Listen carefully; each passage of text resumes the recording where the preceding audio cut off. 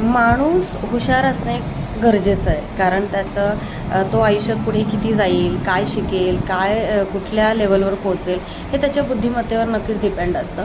आणि पण ह्या सगळ्यात आयुष्य फक्त हुशारीवर अवलंबून नसतं का? म्हणजे मला नाही वाटत. कारण हुशार जरी असतं, म्हणजे मी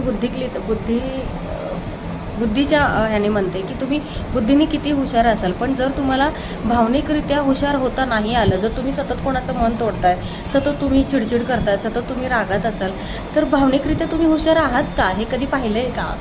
तर जशी IQ असतं, म्हणजे इंटेलिजंट क्वेश्चन चेक करतो आपण, तसंच EQ पण असतो. म्हणजे तुम्ही मेंटल एजनी तुमची इमोशनली किती तुम्ही ग्रोथ झाली आहे, किती तुम्ही डेव्हलप झाला आहात, हे सुद्धा आपण बघतोच.